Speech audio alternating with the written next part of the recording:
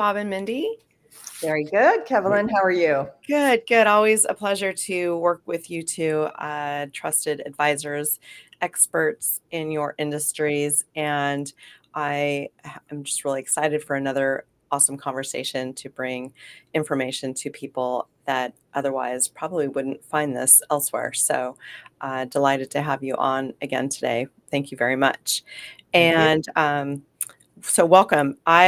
We're going to be talking about a very serious topic, and really it's going to be compensation conversations, getting paid what you're worth, for goodness sake. And whether you're starting in the industry of your liking, or college student, or seasoned vet pro, we've got some techniques and information guidance for you. Hopefully that you'll learn from and take some good gems back with you. So I am joined by Bob Britz. Bob's been around the industry for many years, and he is founder, career coach, and services, and creator of the Career Coach System. Bob is obviously, you've placed nearly a little over 10,000 professionals during your time with Career Coach Services. And again, congratulations on the long success that you've achieved here. And your business is growing, and you've got just the coach collective is growing, and just really proud of you to see that on your side. And I'm also joined by Mindy May, MBA, certified career coach. TPI certified, is a longtime HR professional with over 20 plus years of experience. Mindy also obviously works with Bob, and they both can be available for your consultation purposes or needs in the future. So is there anything that I missed out on the introductions that you would like to add in here? Obviously, I couldn't be surrounded by any two other people but you for this conversation specifically. So again, thank you for joining me. Sure. Thank you, Kevlin. I think you covered it. Yeah, you did. So, navigating compensation discussions can be challenging, but it's a crucial skill for professionals aiming to secure fair remuneration for their skills and contributions. This session explores effective strategies for approaching salary negotiations, understanding market rates, and articulating your value to employers. We'll examine how to prepare for these important conversations, overcome common obstacles, and confidently advocate for compensation that reflects your worth in the job market. Whether you're seeking a raise, negotiating a job offer, or reassessing your current pay, this guide will equip you with the tools to engage in productive compensation conversations and work towards achieving the salary that you deserve. We'll look at typical wage range in the US. We'll talk about resources that you can use to verify salary ranges, and we'll discuss how to approach your salary with a prospective employer or with your current employer. So again, welcome, Bob and Mindy. Great. Right. Thanks so much. Ready to go. We're going to talk today about three different areas that Kevlin mentioned. What are the wages like, and how do you figure out whether you're getting paid fairly? And the last piece is how to negotiate that, how to approach that with your interviews. And this is a building process. So those of you on the call now, I encourage you to stay to the end, because that's when Mindy's going to summarize all this and talk about how to negotiate and approach that question of how much do you want to get paid, negotiating your offer, and those key things. But this whole call builds to that. So the information you get at the beginning will make a difference at the end if you stay on the call. So I'm going to talk briefly about the out of college experience. Okay, a lot of kids go to college and they take on a major and they get a certificate when they leave, and they go out in the workplace to find a job, and they find out that the major they chose doesn't pay very well.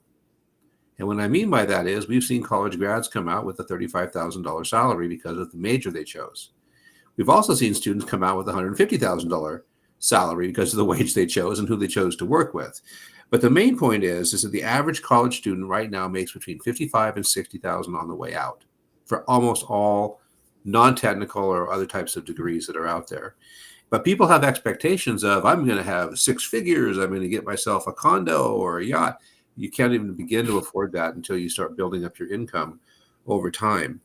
Computer science averages are $85,000. So that's an encouragement for those of you who have taken computer science. But if you're not taking AI now, you got a problem, because all the level 1 engineers are being replaced, and they're only bringing on people who have a combination of CS and AI into the marketplace. Engineering roles run about 72 to 87 to start off, whether it's civil or otherwise. Pretty solid in terms of that wage range. We haven't seen too much variation in that. And then, of course, the basic biz ad major is running at 60,000 roughly coming out of a college. I'm talking about state colleges to UC Berkeley to Stanford. They're all about the same. And you'll find that entry level pay is just that. It's your entry level pay that as you develop experience in a company after working there for 2 or 3 years, then you'll find that your wages will start to go up. One of the things that Minnie's going to talk about is what happens if you want to go back and get a master's degree. Is that a good choice financially for you? And what does that do to your wages and your availability if you choose to do that? So I'll let Mindy take it from here. All right. Thank you, Bob. Yes. Again, I'm a longtime HR professional, so I've sat on the other side of the table for many, many salary negotiations. And I just want to add to the newly out of college discussion that be realistic. If you're newly out of college and you're getting a job offer, and we're talking about after you've gotten the offer, if you want to negotiate your salary, you must have reasons and know what you're worth, because nothing's more of a turnoff than a new college grad asking for way too much money. And unfortunately, sometimes new college grads think they're worth a lot more than they are. So beware, because this will not impress your prospective employer. All right. Yes. Let's talk about getting a master's degree. Is it worth it? Is it not? Well, numbers wise, it definitely is, because people with master's degrees on average earn about 22% more than those with just a bachelor's degree. Mm-hmm. So the median earnings for an annual salary for somebody with a master's is around $81,000. And that for those with a bachelor's is around $69,000. Mm-hmm. And of course, this will vary according to industry and geographic location. But there's another added benefit to getting a master's, which is if you're about to be chosen for a job and you don't have a master's and the other candidate does, and it's between you and them, and they're just looking for a reason to pick someone over another person, they're probably going to pick the person with the master's degree.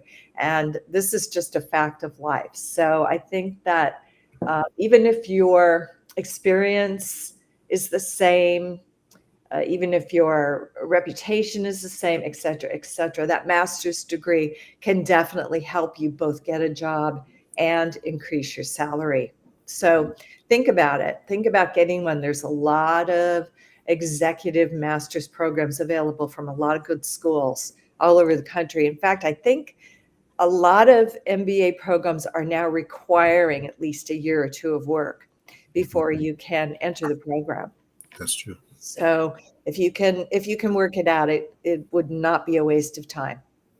And I would like to shine a little light on you too, Mindy. You've got an MBA, and we've talked about this, that those 3 letters in your specialized education have definitely come in handy during your career and have made a big difference throughout it. So, right, what you just said is, maybe it's something that you can go to school at night. Maybe it's what you just said too, are these colleges, they obviously want revenue for themselves as well, but they really offer some flexible programs that you could do at night while you're working and get that education.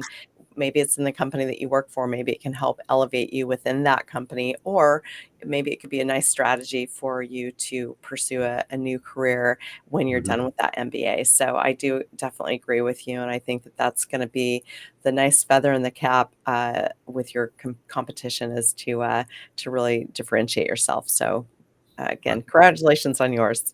Oh, thank you. Absolutely. It's a differentiator. That's a good way of putting it. I was also going to mention too that the application of it, the value of it, I'll say, fluctuates with the economy. In a job market where it's the employee job market and people are being hired like crazy, they're taking everybody. And you have a master's, you're in. If you're a bachelor's, you're in. If you get in a job market like we are in today, where it's at the floor, unemployment is out of control, and nobody's hiring, that master's degree makes a huge difference over the bachelor's degree, because that's the person that's put in the effort and the time and the experience when they have to make a choice between you and somebody else, and it's not on a team of 20 anymore, it's on a team of 2, they're Mhm. going to choose the master's degree if it's applicable to that job. So it's actually very valuable at that point. Well, you just I mean, the facts are you just have more experience, right? And that's if they're gonna take that choice, you're probably gonna get a Right. good head start. Well, you know what? It's not just that. It's that a lot of times companies, if they're selling a product and or financial services or something like that, if they want to, part of getting a client to come on board is taking a look at who the employees are. They're going to see that, like, for example, their HR person has an MBA. You know, they want to Right. they want to see a lot of advanced degrees on that roster because it helps them and it helps them gain clients. So, Credibility. Yep. yeah, Yeah. so good. Thank you. Mhm. All right. So, should we talk about just what the current average wages are in the United States right now? And of course, this varies from place to place. The annual U.S. salary is about 59,000, a little over that. And that comes from the Bureau of Labor Statistics and a couple other places that kind of averages out to that. On the West Coast, that for California, that jumps up to 77,000, a little over that. In Oregon, it's at 62,000, and in Washington, it's at a little over 75,000. So, huge difference from the average, but of course, it's much more expensive to live in those places, which, you know, they can command those kind of salaries to get talented people. On the East Coast, of course, it's even higher. In New York, we've got a little over 78,000. In New Jersey, we've got 78,000. And in Massachusetts, we've got 84,000. So maybe we should all move to Massachusetts. I don't know, but that seems to be the highest wage average in the United States. And again, this varies according to industry, and it varies according to where, like if you're living in California, somewhere outside of the major cities, you probably wouldn't command that much. But definitely in Los Angeles, you would, and San Francisco, you would command that or more. Okay. And that is, okay, now we're talking about in the year 2000, so you can get an idea of how these have increased. On the west coast of California, it was 48,000. In Oregon, it was 42. In Washington, it was 46. So in over 20 years, it's gone up considerably. On the East Coast, back then, it was New York 50,000, New Jersey 54, and Massachusetts 53. Wow. It's hard to imagine living in any of those places now for $50,000 a year, but that's how fast things have gone up. Yeah. And it just gives you a good barometer for what you should be asking for and what you deserve. Mm-hmm. So keep those figures in mind when you're negotiating your salary. Good. Well, Mindy also brought up the fact early on in the discussion today that you want to make sure that you're asking for a salary that's appropriate. There's nothing worse walking in with your ego all pumped up and ask for 150 grand when you're the kid out of college. It's not going to work. Well, I need that to live. I need that to buy a house. Sure you do, but you're going to get that over 5 or 6 or 7 years. You're not going to be able to do that right away. Unless you partner up with somebody who's doing extremely well, which is possible. You know, that could be a goal too. But you need to be very conscious of your expectations as you go into that. So how do you find out about accurate salaries? Well, accurate salary is like an oxymoron in and of itself because every company has a different range that they pay for the position. Every region has slightly different adjustments. And then we have the whole remote work now, which the wages tend to match the city that they're working, the company's in, but not necessarily where the person is living in, which is a huge benefit, at least for now. And I'm sure that will be correcting at some point over the year because people are too greedy at the job side not to let that be inflated for too much longer. There's several sites that we use at Career Coach Services. One of them that everyone brings up is Glassdoor. Glassdoor is a place where employees can go in and comment about their job satisfaction, comment on the leadership, show their wages and things like that. And that's fine, but we found when we've gone in there and done research and compared the wages that they don't usually work out the same. People tend to inflate their wages when they're upset and show that, you know, how bad of a hot fire that they were when they got fired and things like that. And also people don't tend to always report the good things. They're more inclined to report the bad things. Take the time to do that. So it's always a skew on the Glassdoor platform. Payscale and salary.com really give you detailed reports about the job. You can go into salary.com as an example, type in your city and state, type in the job title that you're going for. What it will do is pop up a list of job titles. It might be like supervisor 1, supervisor 2, supervisor 3, supervisor 4. It gives you all the grades of jobs. Then you click on it and it goes and it says, okay, what are the wages in your specific area for that job if you're going to work there? If you're a college student, you might pick another location that you want to go live in than the location that you're at. But it allows you to adjust it for how many years experience do you have in this job? What's your education level in this job? Have you had direct reports in the past in this job? What's your performance level, right? And every time you make adjustments to those factors, it readjusts the average wage and shows you what your actual wage ought to be for that job based on your skills and experience.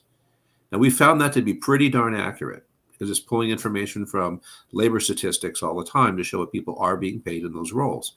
So we kind of like those. Those actually work out relatively well. There's another one called Indeed, and Indeed has all kinds of salary information, as does LinkedIn. And when you pop up a job on LinkedIn, you can open up the job, job posting, and in many states in the country, they have to post a wage. They're legally required to post a wage. Well, the challenge is, and I mentioned at the very beginning of this thought, was it can vary very widely. I've seen people post a job for $72,000 to $300,000. That is not a single job. That's like 4 jobs in a sequence of promotion. So what are you trying to do here? It's they're abusing that system and abusing that rule. So then we go back to salary.com and revalidate things like that to make sure that it's available. There's also the U.S. Bureau of Labor of Statistics that you can go to and look up jobs. The key with the job search for salary is you have to be able to get granular with it. You can't just say contractor. You can't just say architect. You have to be able to delineate the different job grades before you start looking at the actual wage. There's also an occupational handbook that's out there you can look at, and a whole different section of things that you can use as resources to try to triangulate your knowledge. So when you go in, you know pretty much what they're paying. You pretty much know what salary.com says. And that's where we as career coaches help you negotiate your salary. Because oftentimes there's a lot more room than you believe that there actually is. The other thing that's really helpful is involvement with professionals associations. Kevlin has done an incredible job of going very deep and wide. She's going to be on the board or is on the board of a major. Hoping to be. Huh? Hoping to be. Hoping to be. The application's in. They're waiting for signature. But she spent a lot of time doing that, and it's really been beneficial to her. So I can let her talk about how those can affect your approach and possibly your wage. Thank you, Bob. So just real quick, going back to the dreaded question. So how much are you looking at making here with our company? Can we talk a little bit about that just for a second? Mindy, I know that you've been on both sides of that. So when you're in the hot seat, you've done your preparation, you've done your research to those wonderful websites and resources that you shared with us. And you have in your mind what you're worth. Maybe you've got some specialized education, maybe some specialized expertise in your industry. Maybe you've got time in, and maybe from your last employer or your last career experience, you kind of have a tally in your head what you want to get paid for, right? And I also want to remind you too, don't not take the job. Yes, they'll pay your bills, right? So even if it's interim or even if it's do your work, but really take every opportunity seriously. Maybe it might not be that $300,000 job that you used to have. Maybe it's half that. But if it's the right fit, maybe that's going to be a good opportunity at that point. So going back to the question, Bob and Mindy, what is the question and how should a candidate respond to it? What's the most appropriate response that you could provide today? So you're saying the question being, what are your salary expectations? Yes. From the hiring manager to you. Yeah. So that is probably what they're going to say. Or they may say, what were you making at your last job?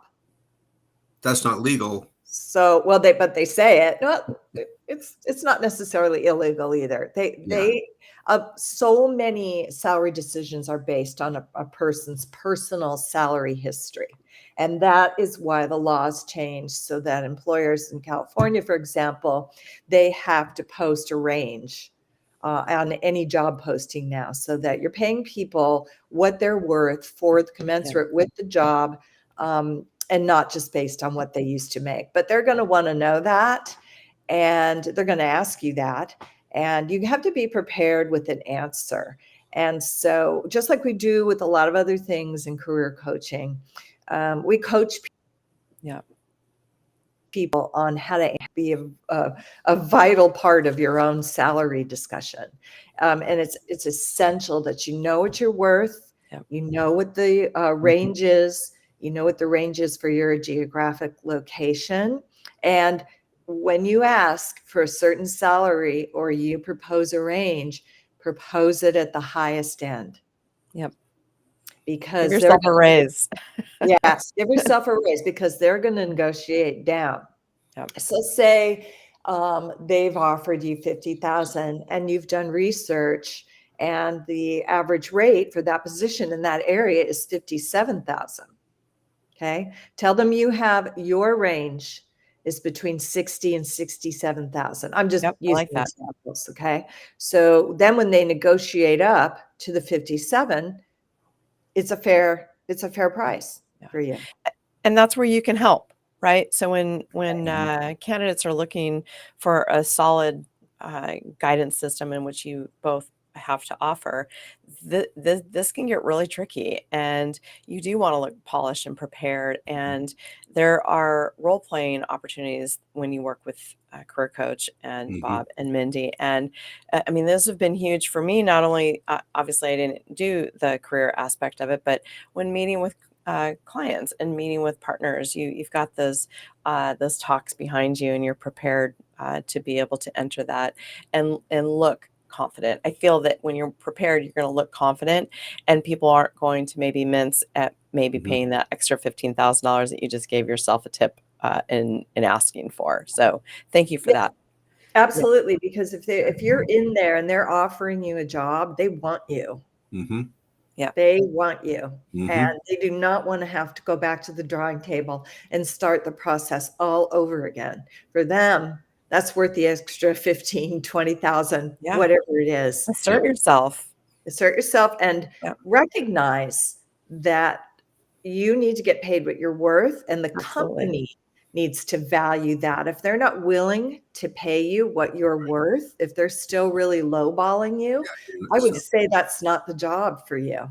No, Um, because you're gonna be driving away, and they're gonna offer you that job, and you're gonna drive away and like, "Oh, why didn't I just ask for that extra 10,000 or Yeah. 15,000?" So, right. that will bug you. I assure you it has for me in the past. So, Exactly. And you won't just feel good. You won't feel good when you get there. So these right, right, discussions are worth it. I mean, the worst they could say is no and right, lowball you, but the fact that you've had the discussion right. is going to make you feel a lot better no matter what decision you make. And Yeah. you don't have to decide right then and there. You can both say, let's reconvene tomorrow. Let me consider your offer." And they might say the same thing to you as well. And that's when you would call Mindy or Bob, right? Right. And Well, we would talk about this, and no matter what time of night yeah. either. 'Cause Right. Yeah. You I'm know, Well, kidding.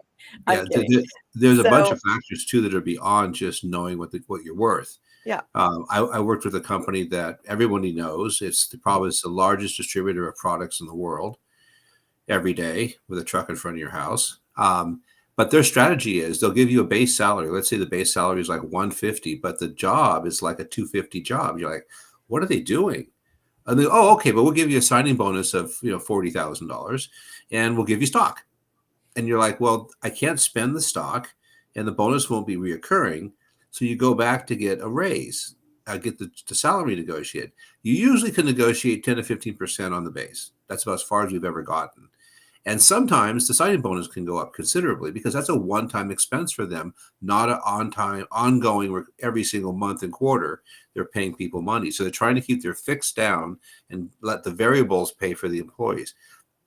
Not the best way to go, but sometimes it does. The other thing is, and Mindy and I can help you negotiate till the cows come home, but if you walk in the door and negotiate your salary too high, there's a problem. Because one time I asked for a salary increase on a very hefty base, very hefty base. I got 15% more. I got the job, and my boss wasn't talking to me. And I found out that he was in Chicago and I was in California, and I was making more money a year than he was. And he had to sign off on the wage increase.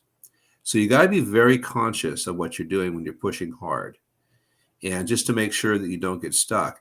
One of our clients negotiated. She was making 160. She asked for 170. They offered 150, so they had $20,000 less. And she's like, "Well, I can probably do that," because I was actually a raise up. Like Mindy said, she started 160 instead of 150 to begin with. But we got the offer letter and we were looking at it, and some benefits were in there. They had this one line that was a little bit vague. And I said, "Would you go back and ask about the benefits, get the actual benefits so you can see what they are?" And she goes, "Oh my gosh, Bob." She says, I have two special needs kids. And for me to stick with their doctors and their program, it's going to cost me $30,000 a year more with this company's plan, because it was a thin plan. So that's why you want to work with a coach, because there's like 40 questions we go through when it comes down to the offer piece. And it starts with how much are you worth, and then what are all the variables. So it can be very complicated. And if you go it alone, it's like David and Goliath, except you don't have any stones. Yeah. So That's true. Well, with anything else, right? The Olympians have coaches. If you're going to really truly accelerate your career and get you to the place that you want to be, it's almost necessary to work with a coach these days. So thank you for those contributions.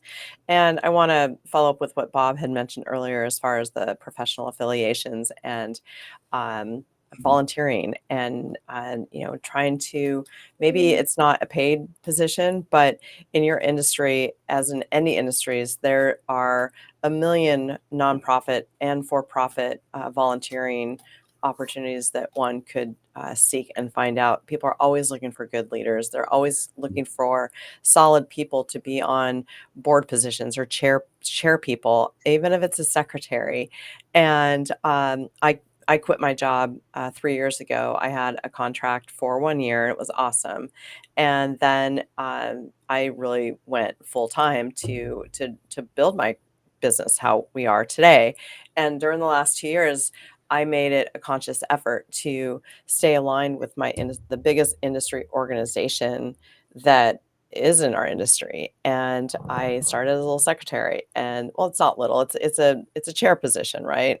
And then because I was a secretary for a couple years, I got noticed and got invited to be a vice president chair of the same organization. And so with the affiliation, and again, it's volunteering, not making any money, but it does definitely look good on the resume. It looks good on your LinkedIn profile. And you're now associating with a higher level of industry professionals that may want to partner with you, may want to hire you because you're at that level that they see that. And that's the ultimate networking right there. And I will tell you, that was the biggest factor of me being able to stay present and relevant in the industry while I was building this career, because I think without that, I feel like I wouldn't have had that ladder. I wouldn't have had the Velcro that is needed to stay relevant. And when you're going to these trade shows, it's, you don't want to go alone, but if you're on the board, you're supposed to be there. And so there's a lot of really, really, really awesome benefits. So I highly recommend volunteering while you're growing your career as well. And maybe if you're midstream through your career or a seasoned vet, it's, give your services to an organization that could probably use it. Mm-hmm. Yes, I think that's great advice. And anytime you can write that on your resume. And when it comes time to negotiate your salary, you have the experience of having sat on a board or having been part of making a huge decision. You see how the board works. You've seen how the company thinks. It's pretty high level stuff in for any organization, even if it is volunteer. So I firmly believe that really adds to your worth when it comes to negotiating salary. No question about it. And not everybody can afford to go back to school and get an MBA. So there are Right. definitely creative ways to assert yourself in your industry and align yourself with the people that you might want to partner with or be Mhm. employed by.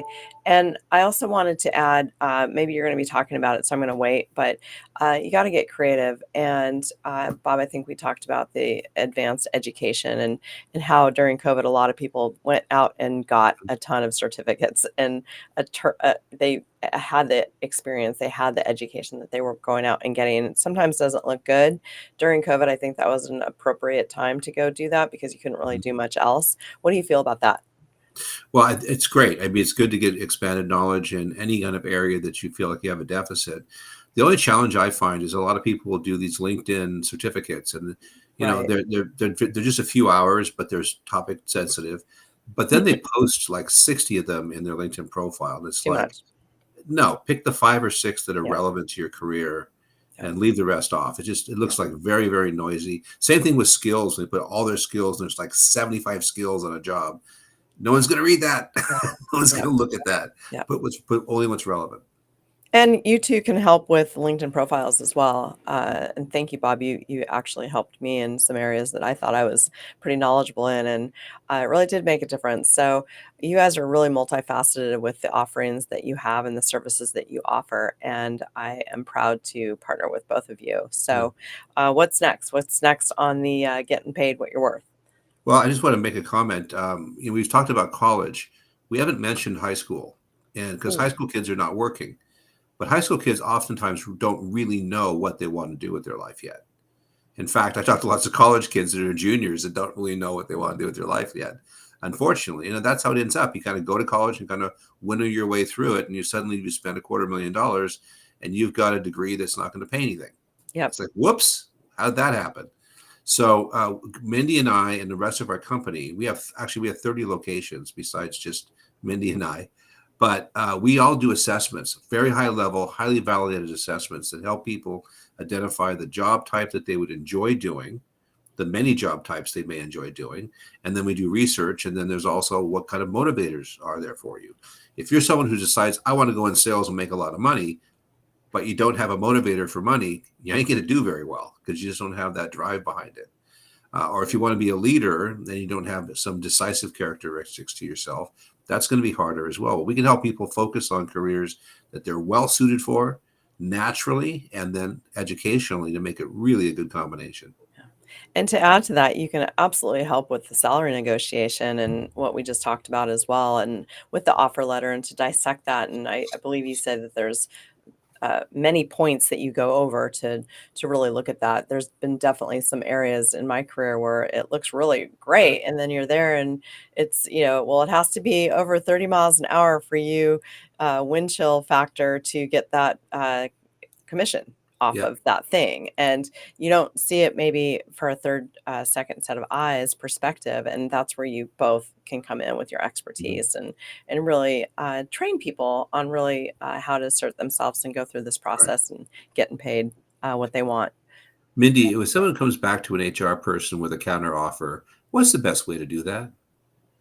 Well, the best way to do that is to be armed with information about why you're worth the extra money. Right. So if you're going to go in there and ask for more money, you're going to have to say things like, well, I have X number of years of experience.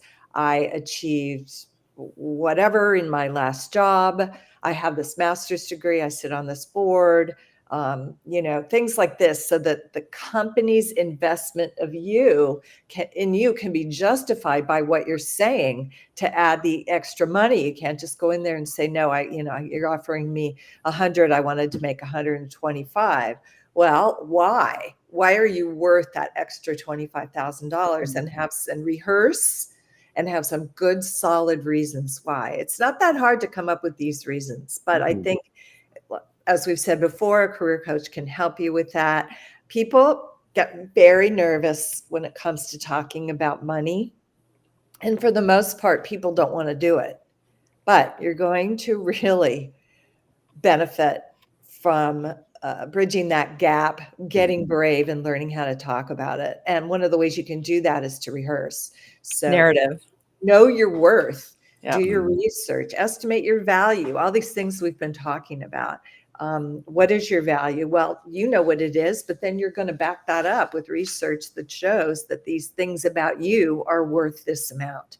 Right. And then I think even just the presentation of that, how you've thought it through and how you've listed your worth and added value to it is going to impress an employer. Yeah. So, And I love that. And we talked about narrative a few lives ago. And, to be able to have you two as a resource to bounce ideas and role play and, practice on you before you're going back to somebody that is possibly sealing your fate or not. So you are experienced. And I can't recommend your services enough. I feel that everyone should work with coach services because it's such a differentiator in being prepared for a career. And you know what? You're going to strike out a couple times. You're not going to get every single opportunity when you go interview, but to be able to have professionals to bounce ideas off of and maybe help realign your thinking with a narrative and practice that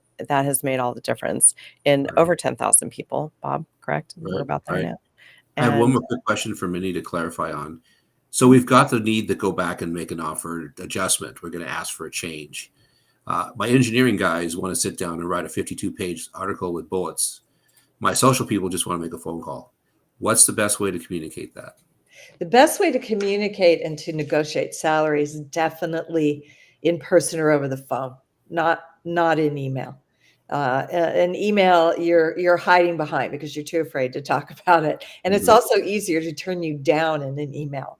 So think of it that way. You want to be talking to the person. You want to have your script rehearsed. You want to know what you're saying. You want to know your worth, and you probably should make it brief. No 52 pages, no this, if you go on and on and on, the people are going to start blacking out because they're only thinking about whether they can afford that. And they probably really want to. If they've already offered you the job, they Yeah. really want you there. So if you're asking for something reasonable, something fair, something you've researched, and you're doing it in person over the phone, I think your chances of success will be greatly increased. Okay. so we There's have a a question too. question Yeah. came up. Either of you want to take this? I think some indie question is basically, are corporations going to be investing in your master's degree? Is what the question, I think. All right, that is a really good question. In fact, I was going to mention that earlier. And yes, many corporations are investing in your master's degree, and they will pay for some, if not all, of your degree under certain requirements. So I know in the past, the places I've worked, if they had a budget for outside education based on your department, and of course, it has to be pertinent to what you're doing in the company. So yes, that's a wise investment on their part. I think that is one of the main reasons why they started all these executive MBA programs. It's because it's something that someone can do while they're working full time. Right. So check and see, because other benefits like that, like education reimbursement, those are important parts of overall compensation. And Mhm. take advantage of it. Absolutely. Absolutely. Yeah. So we've got one more question that is asking earlier conversation, Bob, I believe that, or Mindy for the IT. Do you have any data on this, or maybe you can get back to On Maura DC. on Washington, DC? D.C. Let's Well, go are you DC working? average. Are you working in politics or are you working in business? That's kind of the first differentiator, because politics don't pay very well at all. In fact, they pay very little. They work your buns off, and a lot of DC is politics. So if you're going that direction, better find someone who works and makes a lot of money, or you got good parents, one or the other. Um, Or the you live in other, a tiny home. exactly. So Well, do we have a DC? We don't have a DC on the research chart, do we we? don't. We don't. Well, the closest is probably New York. I would think that they would be very similar in wage out there on the East Coast. So yeah, if you're in New York, you're looking at probably the 78,000 to 80,000 some odd range to start out with. And these numbers usually are more of a base number. They don't really tend to include bonuses as much. Mhm. So if the company offers X plus a bonus, then that's going to be better for you than the 80. Right. It's And always they nice. all, and we mentioned this briefly earlier, but they also don't include the value of the benefits package, Mhm. which can make a huge, huge difference. Yep. Some And companies commute. pay 100% for your benefits package. They might not be able to give you that extra salary, but they'll pay 100% for your benefits. Take a look at that. Yeah. Yeah, for sure. If you've ever had to pay COVID is 15% higher than the rate the company pays. You mean Cobra. Cobra? Cobra. Cobra, excuse me. COVID. We've all COVID got doesn't Been a pay very while, well Bob. at all. yeah. No, but it's about 15 points higher. So if they're paying 115 on COVID, it's 100. When you look at your benefit costs, if you're older in their 40s or 50s, it's $1,400 a month. If you're in your 20s, it's like 150 or 200. Mhm. So that becomes much, much more involved and more important as you get older, because the cost for you and your family can be substantial for the year. Yep. Right. Yep. So we've got one more clarification: mid-level IT management for government contractor. So, Uh, and okay. Maura, you could certainly reach out to Mindy and Bob and really get into the granular aspects of it, which Bob mentioned earlier, Yeah. to go through that with her, perhaps. Yeah, Yeah. I can contact Maura. I know Maura, Okay. and I'll do some research on that, Maura, and I'll get back to you. Good. Awesome. Awesome. So I'm not sure if we have any more points left, but I know that we're Nope. getting close to our session ending, which is sad because we won't see each other for another couple weeks. Oh, But again, I love this information, and it's such a value to bring to light this information, which otherwise is not really available anywhere except for yeah. maybe Google. And then you get 14 different variations of what you should do here and there. And I just really appreciate both of you. And your feedback always is just spot on, and it's industry just right there. And just thank you for that. And so and there's so many resources available, and all three of us are available on LinkedIn. You can reach out to us and send us a personalized DM. We can answer any questions that you might have pertaining to getting paid what you're worth. Mindy and Bob are available. Go to their little profile pictures underneath, contact information, and they will surely get back to you with information that you might require. I also want to add one more shout out to my friend Todd Broderick. I invited him. Hopefully he's here. If he's not, then whatever. But he has a job opportunity for a vice president role in the San Francisco Bay Area to help grow a new company in the security industry. So if you or anyone in your network knows of somebody that would be a good addition as a vice president to take a growing company to higher limits and expectations, please get a hold of me or Todd Broderick, and I'll share his link later on in the chat. But it's a good opportunity. Todd's great. He's been around for a really long time. I've worked with him for probably over 15 years, and just another solid resource in my industry. So thank you both for your time. And thanks everyone for joining us today.